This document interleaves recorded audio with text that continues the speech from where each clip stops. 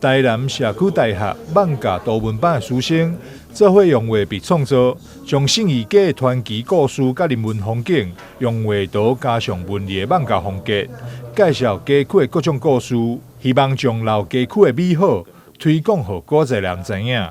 台南社区大学，尤其像冠州、像惠林，他们一直想要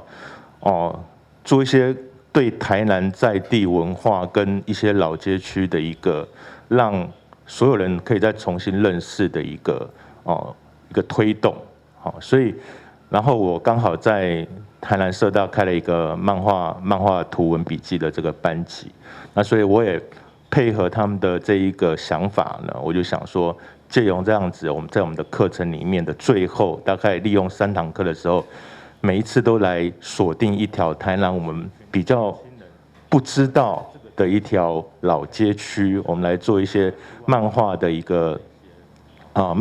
个方式的去展现它这个老街区。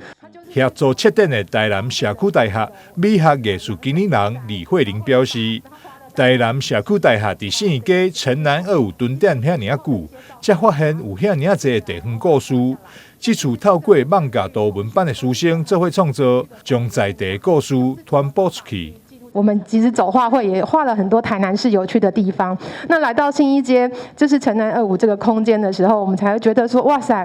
在信义街蹲点这么久，才发现信义街的故事好多然后那个故事是很有画面的。那怎么样把这个画面透过我们去拜访耆老，或者是像石沟前客厅的厅长带我们去走这个地方，然后带老师去认识三福山堂。那去年的敲钟祈福的典礼的时候，阿里老师也画了一个漫画签诗。那藉由这些缘分牵起来的时候，我们才发现说，我们办的一些系列讲座，怎么样我们把这些故事化为他们的创作题材。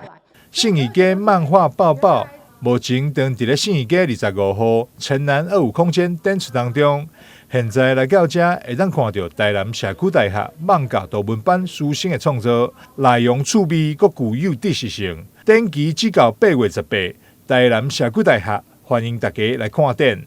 台南新闻张硕维采访报道。